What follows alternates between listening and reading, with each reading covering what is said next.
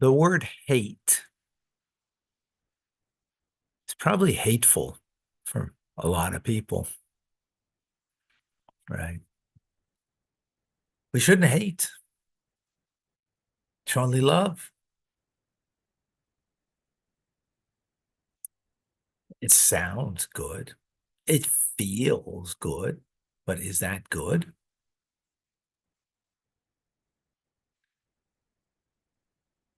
I suggest, or the Torah suggests, particularly the Tanya suggests, that one should hate evil.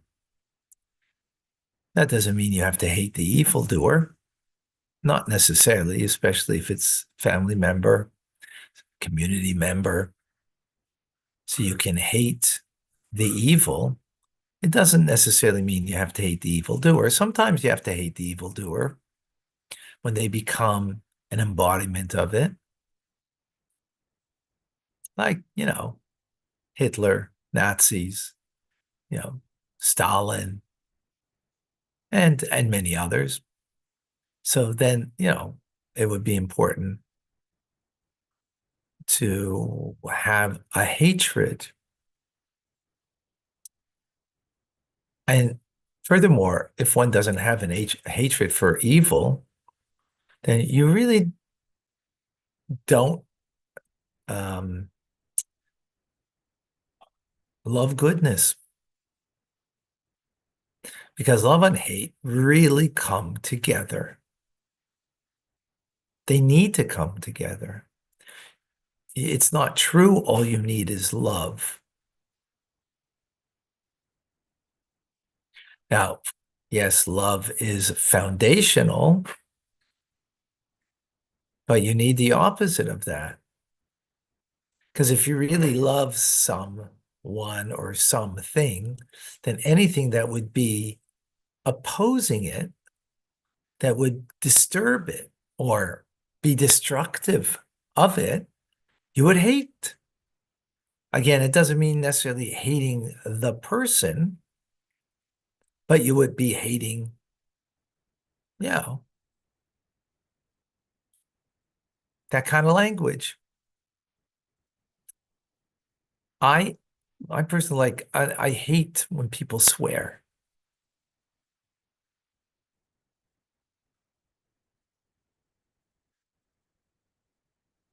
because I really love when people speak nicely and build another.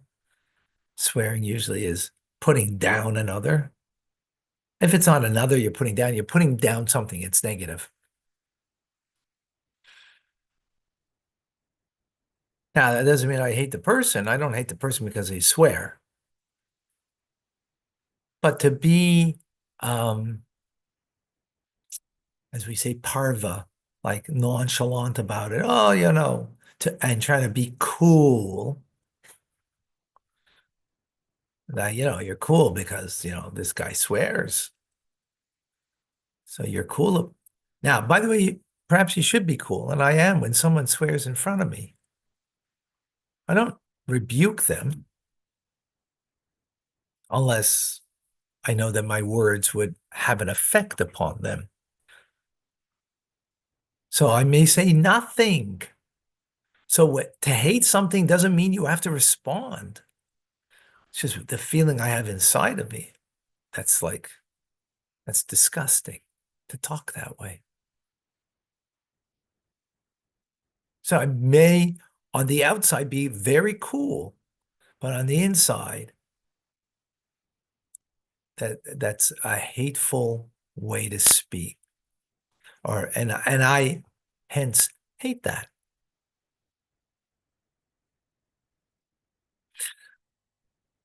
I'm Rabbi Ronnie Fine, coming to you from Chabad Zurich Kadeshim in Montreal, Canada, where it's a privilege and a pleasure to share with you the Tanya.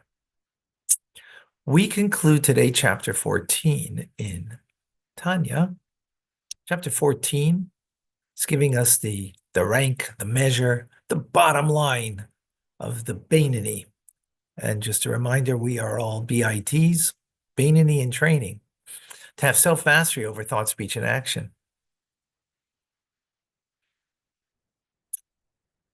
And as we explained, so the Alter Rebbe explained, I just give over what the Alter Rebbe teaches. um,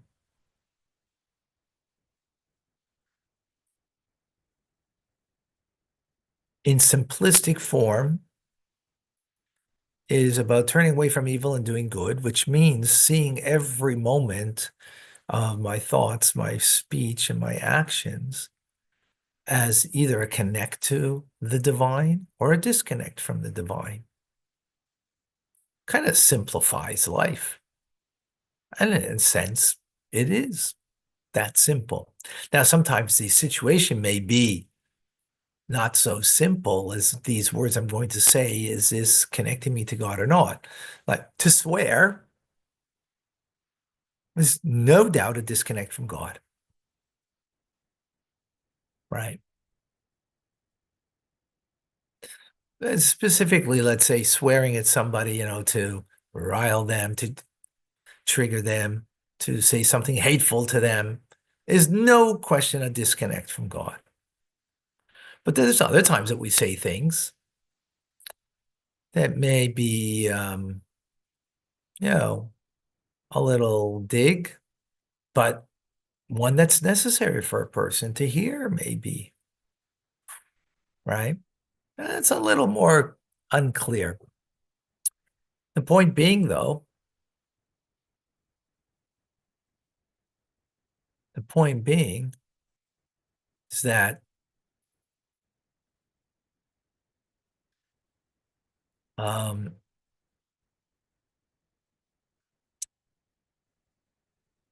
the awareness of this is connecting or disconnecting is simple.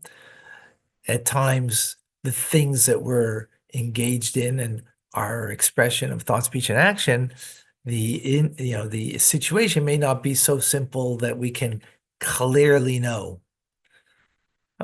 But the principle is what's important over here, and to use that appropriately.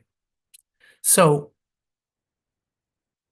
in concluding this chapter, the Alter Rebbe now actually explains to us the very first words of Tanya in chapter 1, answering another question, or actually, it's actually a new question. We didn't have the question in chapter 1. Tanya begins, Tanya, beside Perek Gimel Nida, it's been taught in the end of chapter 3 in the tractate of Nida, Mashbina, say that before a soul comes into this world, we are empowered. We're giving the strength that we can deal a soul in a body, and that we should be able, to fulfill our mission. And what are you given as an oath? Tiyat tzaddik, be righteous. The al tiyarosha, and don't be wicked, right?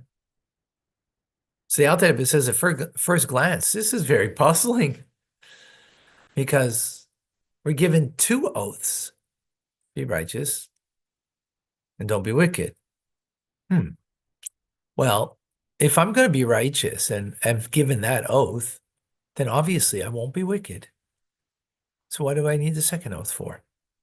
So the answer is, as we've explained so many times, that that's not the capability of every single one of us, actually very few of us, that we can truly delight in God and really hate evil in our hearts, that we've transformed it, that our heart is only aligned with the divine, and we don't have any craving, any delights, any delight in anything outside of God, right? That's not something that's given over to us. Therefore, we have the second oath of, well, at least don't be wicked, meaning we do have the freedom of a choice. We don't have the freedom of choice to be righteous, but we have the freedom of choice not to be wicked. At any moment that I choose, I have the freedom of, if I have a negative thought, push it away. If I want to say, to respond to somebody who triggered me. I can bite my tongue and I can hold back from doing an action that, is inappropriate. I can go against my nature and conquer it. I can turn away from evil. And furthermore, not just that, I could also choose to do good, right? To connect to God. And in particular, the study of Torah, which is, equal to all the mitzvahs, right? Hmm. So now the question, though, comes the other way around. If I don't have the capability of being righteous, and all I could do is be given an empowerment to my soul before I come down into this world, that at least, right, that's what it means, the oath and empowerment, that I shouldn't be wicked. So why am I given the first part of the oath that I should be righteous if it doesn't apply to me? Good question. So the Alter Rebbe says this teaches us something, that nevertheless, even though I'm not going to be able to loathe evil, despise evil, and only delight in the divine, in holy and godly things, right? Yet that oath is given to me because I should set aside times in my, at times, whenever, that I should actually kind of meditate upon bringing me to abhor evil and to love only the divine. So what does that mean? It means as follows. So it brings about, the pleasures that we would want to gratify ourselves with.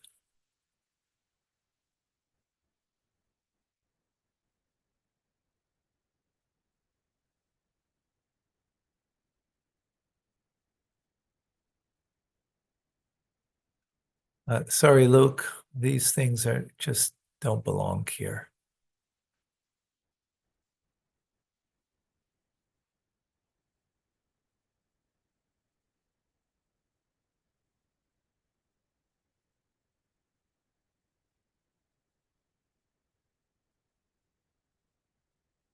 Okay.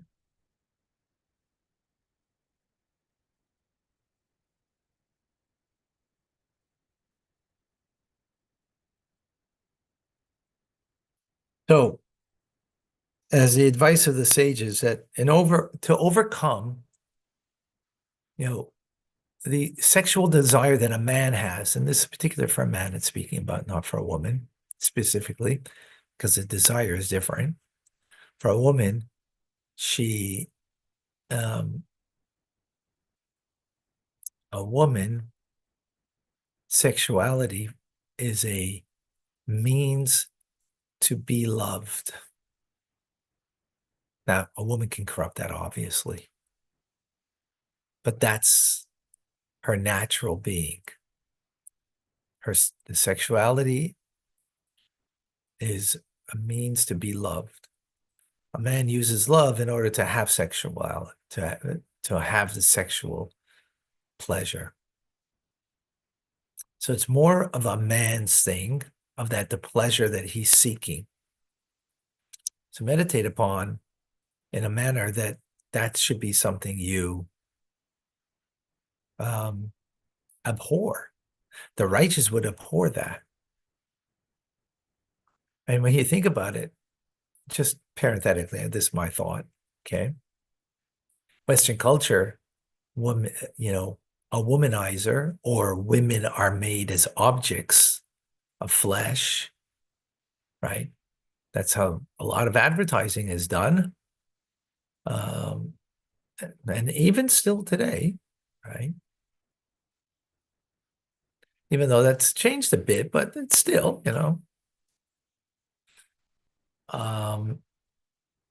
we have more awareness of this today as we come closer to Mashiach. The truth is emerging that women are not a piece of, should not be perceived in that manner. But the natural inclination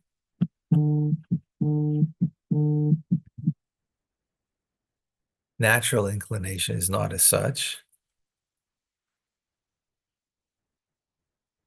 And therefore, one needs to reflect. A man needs to reflect if he because even the Beinoni has this natural instinct, not the righteous. They don't lust forget about other women, for their own wife. They That doesn't mean that they don't engage in sexuality, but they do it to give pleasure rather than to receive pleasure. So if a man will meditate upon and to come to a point to loathe that I should just be moved from my sexual pleasure, right? Or, for example, food, that we have a desire for food, and we have a a desire for gluttony, for delicacies. So think about how the food looks. We eat with our eyes, and you see a plate that looks so nicely put together. Um, that's enticing. But then think about that food, how it'll look in a week, moldy, disgusting. Well, that you lose your appetite, and you will even abhor that same food that looks so delicious on the plate the way it was served. The Alter Rebbe says when you'll train yourself in this, right, then it'll bring you to abhor worldly pleasures. Likewise, also meditate upon how you delight in God and in his mitzvahs, right? That you delight in the greatness of God, not delight in what God gave you, but in delighting in God for who God is. God, the Almighty, the essence of all good. And you delight in that. Can you think about that? So when you do both the negative and the positive, then what is happening is you're fulfilling your oath to be righteous. You won't be righteous, but you're acting like the righteous. And you know what? Maybe by emulating this, you'll create, at least chip away at some of the negativity and bring more positivity in this manner. It'll become more of a second nature, not your real nature, somewhat of second nature. And who knows that if a person will do this and arouse within themselves this by meditating upon this, both the negative, hating the negativity, right? The lust and desire, and loving to delight in God, then person might be granted a righteous person in their lives, or they might be connected to, that their spirit will kind of, the term is impregnate you with their spirit. So you'll have a piece of that righteous person who actually does love and delight in the divine and loathes anything that is not of that. And you'll have a piece of that from that righteous person. What that means exactly, I'm not exactly clear. But any case, the point being over here that you will fulfill your, so to speak, duty to be righteous. In fact, you're not going to be actually righteous, but you'll fulfill your duty that you were took an oath to be righteous. So, in conclusion, I would just suggest that sometimes when we're like driven by something so strongly, think about both the negative and the positive. In other words, the negative, think about that thing again, whether it's, relations, husband with his wife, or the food. Food is probably, a good place. I would suggest there to think about that food and look at it and see like, like moldy garbage. You can have no appetite. So it'll help you to lose your appetite. And at least maybe you won't overeat. I don't think we're gonna abhor the food we're eating necessarily. And I don't think it needs the fact that you think that way is sufficient, and at least it will minimize our overeating or our desire just to have pleasure from the food. That would be amazing. And of course, on the positive side that we should think about is how we delight in learning Tanya. I think about it. And at times it brings me to tears to think about that,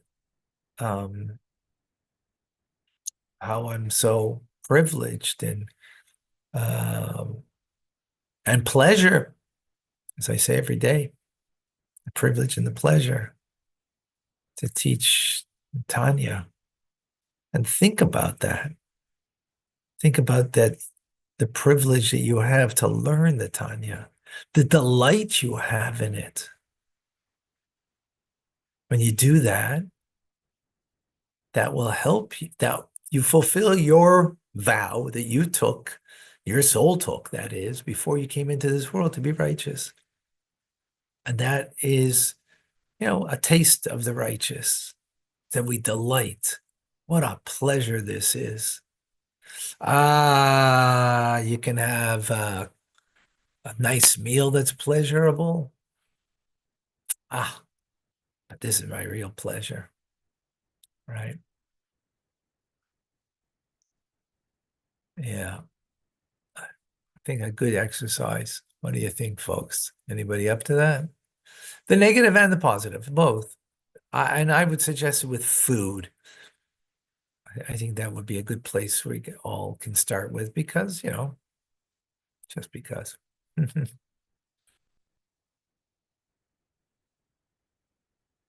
you have a question, do question marks before you ask the question.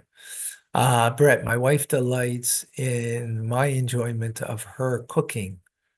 If I were to regard it as garbage, it would wound her. Is that righteous? Oh, Brett, thank you so much for that question. Thank you so much. That's such an important question. And I have a wife too, and I delight in her food. I do, because it's her food. Am I delighting and enjoying it too? Yes. I'm not righteous, so I delight in it. And yes, you should tell your wife how wonderful the food is. Absolutely. That's a righteous thing to do. Not to think of it as garbage, your wife's food, and to make nothing of it. For yourself, you can make nothing of it. But for her, it's everything. And that's such a paradox. And as I've said many times, truths come in paradox. And this is the paradox over here. For yourself, if you didn't have it, you're okay.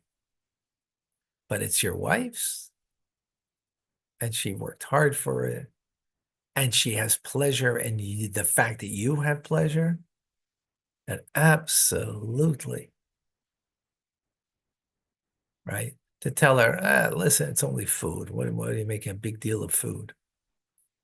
That's not something to share with your wife. It's not even something to share with another person. It's something about you inside of you. In the end, even your wife's food is only food, right?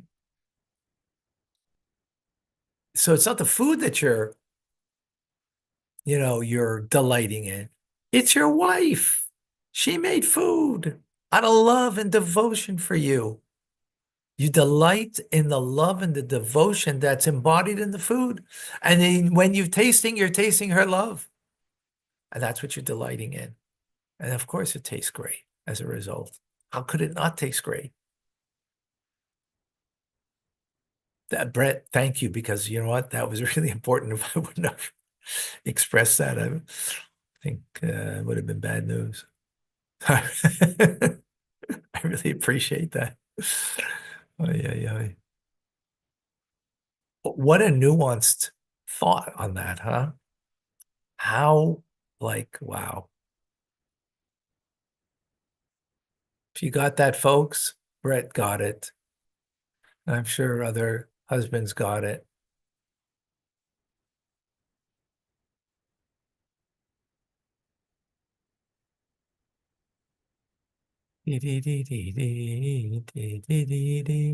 Doesn't love overpower all powers? I don't know what you mean by that, Vicky. Not necessarily. Can, love can, in the end, love is about me loving, right? So we have to be careful about love. It's it's about me loving, and maybe I'm very needy to be loved and to love, and I'm not really,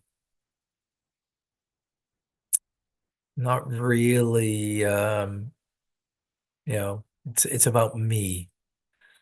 Respect is about the other, and in a relationship, respect comes before love because you make space for the other. Love doesn't make space. You smother someone in love. You hug them out of love. It's you expressing your love, right? Respect means making space. You might not agree, but respect means you make the space for that person. So it doesn't overpower all other powers. It might be detrimental in certain places and times.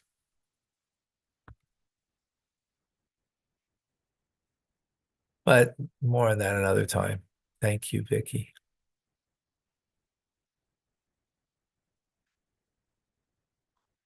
Joseph, should we hate our enemies and find redeeming characteristics in them? Or find? Excellent. Hamas, you know, people who have a culture of death and just, despise you just because you're Jewish, or despise you just because, you're part of a Western culture and not their culture. Mm, I don't think, you don't look for a redeeming necessarily. I don't think so. You know why? Because then you won't hate the evil sufficiently to destroy the evil. Yeah, so I don't know if you would be looking for that.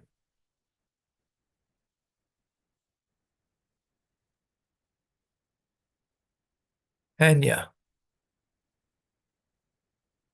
is it good deed to rebuke that person that is acting with negativity to make them aware of their actions and give the person a chance to elevate their negatives? If they will listen, you have to be careful. The person's not going to listen. You're going to rebuke them or tell them something, and they're not open to it. In a way, you made the situation worse, as I'm sure we've all experienced. So we have to be careful with that. It depends on many different factors, but that would be the, overriding principle, if that makes sense.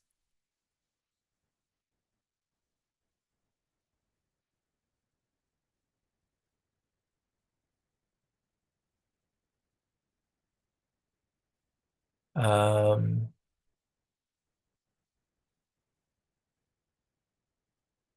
how should a person disconnect from lustful feelings? Well, think about like food. I think food's a perfect example, right? Think about how that food will be, in a week's time, moldy. So, then that will maybe take away some of that desire that you have for the food. You know, like think about that. Am I going to allow food to control me, or am I going to be in control of food? It's not,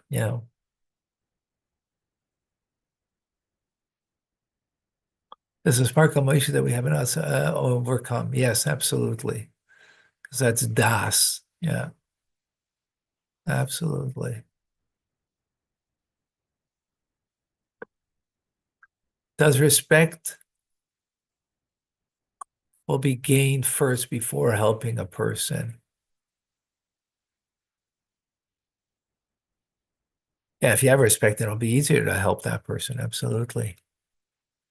Absolutely.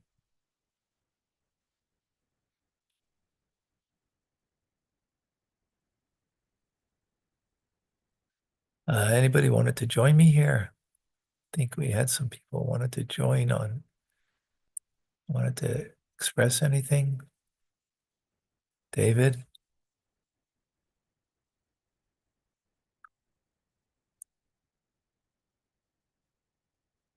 All right. Beautiful. All right. As always, wonderful Fabringen. I'm Rabbi Ronnie Fine coming to you from Chabad Zurich and Kadesh in Montreal, Canada, where it's a privilege and a pleasure. What a divine pleasure. What a divine pleasure, human pleasure to share with you the Tanya. Um, we've been doing this for a long time, and it doesn't get less for me. And I think for many of you, because you're back here day in, day out, and actually in here, you know, um, hmm. Jennifer, I hear you. Join us in TRC so we can deal with that. All right. You can private message me. Well, yeah. So what a pleasure. What amazing. And I thank you.